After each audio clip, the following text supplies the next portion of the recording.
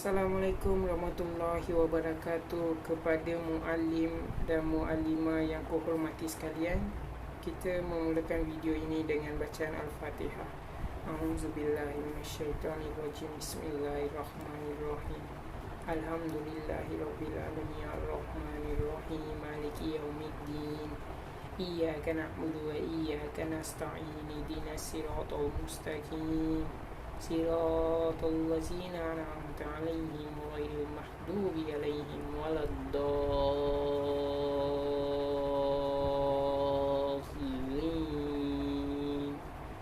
Amin.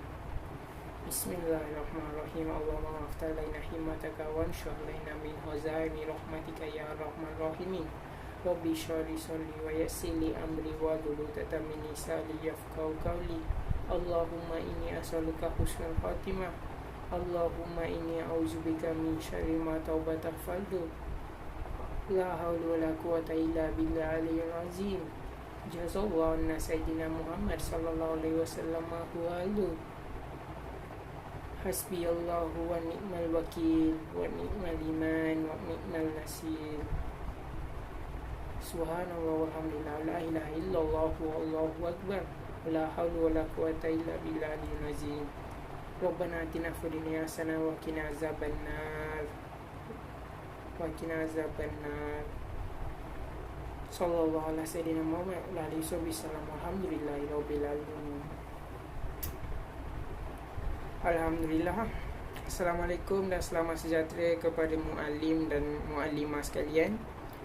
Kita hari ini dalam video ini kita akan mengetahui bab kisah para sahabat Nabi Muhammad SAW dalam satu kitab yang terunggul ini. Terdapat 12 bab dalam kisah para sahabat. So saya hari ini dalam video ini saya akan memulakan dengan bab pertama, iaitu bertajuk tabah terhadap kesusahan untuk agama. Kisah para sahabat bab 1 nombor 1 ialah tajuknya Perjalanan Nabi Muhammad SAW ke Taif. Setelah mendapat tugas kenabian, Nabi Muhammad SAW menjalankan usaha dakwah selama 9 tahun di Mekah dan terus berusaha demi petunjuk dan islah kaum baginda SAW. Kesemua orang kafir Mekah berusaha sedaya upaya untuk menyusah dan mempersendakan baginda serta para sahabat dengan berbagai-bagai cara tanpa melepaskan sebarang peluang yang ada kecuali segolongan kecil orang yang telah memeluk Islam dan segelintir orang yang menolong baginda walaupun masih belum memeluk Islam. Bapa saudara baginda Muhammad SAW iaitu Abu Talib ialah antara mereka yang baik hati. Walaupun tidak memeluk Islam, dia tetap membantu baginda dalam semua segi. Selepas 10 tahun baginda menjadi Nabi. Apabila Abu Talib meninggal dunia, orang kafir pun mendapat lebih banyak peluang untuk menghalang penyebaran Islam dan menyiksa orang Islam dengan berbagai-bagai cara secara terbuka. Nabi Muhammad SAW telah pergi ke Taif dengan anggapan bahawa di sana adalah kabilah Saqif yang ramai bilangannya. Sekiranya kabilah tersebut memeluk Islam, maka kaum muslimin di Makkah akan mendapat keselamatan daripada segala kesusahan tersebut dan Taif akan menjadi pusat penyebaran agama Islam. Setelah tiba di sana, baginda Nabi Muhammad SAW telah berbicara dengan 3 pembesar yang dianggap tinggi darjatnya. Baginda juga menyeru mereka kepada agama Allah Subhanahu Wa Taala dan berusaha menarik perhatian mereka membantunya. Walau bagaimanapun, mereka bukan sahaja tidak menerima ajaran baginda, sebaliknya telah menjawab secara kasar dan tidak berakhlak sekali. iaitu secara keras-kerasan. Sekurang-kurangnya mereka patut melayan tetamu yang baru datang dengan baik sesuai dengan sifat suka melayan tetamu yang memang termasyhur dalam kalangan bangsa Arab. Sebaliknya, mereka telah menjawab secara kasar. Mereka juga tidak rela Nabi Muhammad SAW tinggal di sana. Nabi menganggap mereka yang merupakan pembesar kaum ialah orang yang baik dan akan bercakap dengan sopan. Tetapi salah seorang daripada mereka telah pun berkata, "Hoi, engkau orang yang Allah hantar sebagai Nabi."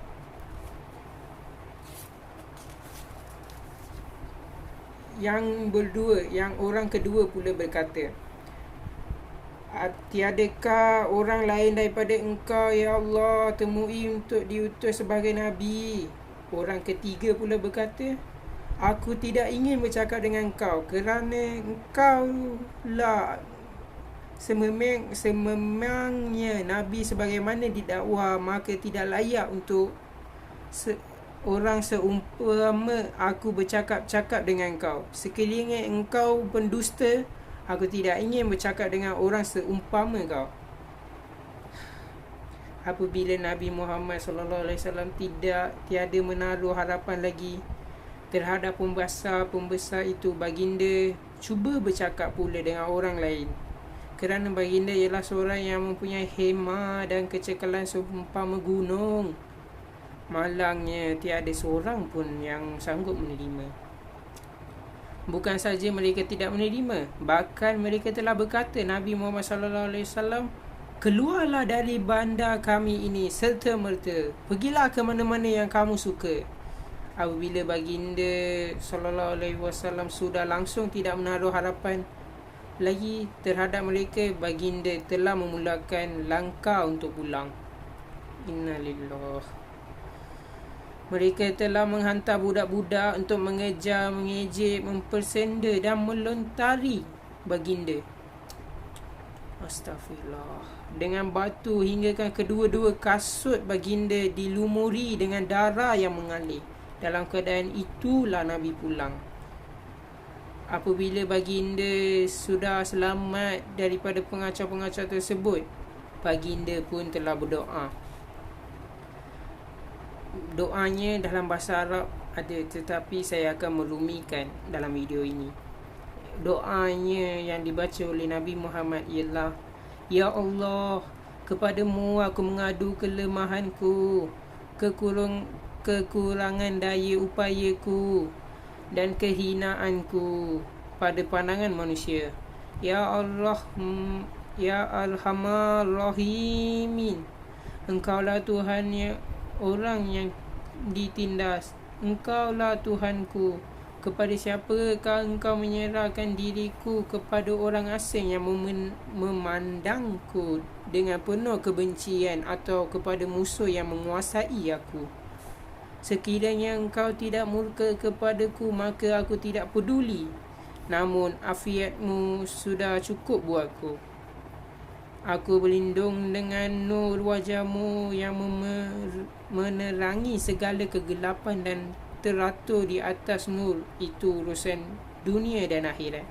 Daripada engkau menurunkan kemarahanmu kepadaku atau engkau murka kepadaku, kepadamu lah aku tetap merayu sehingga engkau reda. Tiada sebarang daya dan tiada upaya kecuali dengan bantuanmu. La haula wala quwata illa billahil azim. Dengan doa demikian, bersemaraklah sifat qahar Allah, Raja segala kerajaan. Lalu Jibril alaihi-wasallam datang memberi salam dan berkata, Allah Subhanahu wa ta'ala telah mendengar perbualan kaum itu dengan Tuhan dan telah mendengar jawapan mereka serta menghantar satu malaikat yang berkuasa ke atas gunung ganang. Perintahkan saja malaikat itu supaya melakukan apa-apa yang Tuhan dihendaki. Selepas itu, malaikat tersebut memberi salam dan berkata, saya akan menunaikan segala diperintahkan oleh Tuhan. sama ada diperintahkan supaya saya melagakan Bukit Bakau di kedua-dua arah yang akan menyebabkan mereka semua akan hancur, atau apa sahaja hukuman yang Tuhan tetapkan. Baginda ialah seorang yang amat pengasih lagi belas kali kasihan. Baginda telah memberi jawapan, aku tetap menaruh harapan kepada Allah Subhanahu Wa Taala bahawa walaupun mereka ini tidak memulai Islam, pasti akan lahir orang yang akan menyembah Allah Subhanahu Wa Taala dan beribadat kepadanya dalam kalangan anak-anak mereka. Dalam tajuk ini, keterangan ataupun kesimpulan yang terakhir ini adalah, inilah dia akhlak peribadi mulia seorang yang kita kononnya berbangga-bangga menjadi pengikutnya. Sebaliknya, apabila kita sendiri mengalami sedikit susahan atau kita dilempari dengan kata-kata kesat, kita akan menjadi begitu marah sehingga kita menaruh perasaan dendam yang tidak padam-padam seumur hidup kita terhadap orang yang telah menyakiti kita. Kezaliman demi kezaliman kita lakukan ke atasnya, sedangkan kita mengaku yang kita ialah pengikut Nabi Muhammad SAW yang mengikut jejak langkah baginda, telah menanggung kesusahan dan penderitaan yang sebegitu dahsyat. Baginda sendiri tidak pun mendoakan keburukan kepada mereka yang tidak juga mengambil sebarang tindak balas. Mengakhiri video ini, itu saja daripada saya. Yang ni adalah video yang bertajuk Islamic Muhammad. Rabbana atina fid dunya hasanah wa qina azabannar wa sallallahu ala sayyidina Muhammad wa alihi wasallam. Alhamdulillahirabbil alamin. Syukran jazilan ya muallim dan muallimah yang menonton video ini. Sekian, terima kasih.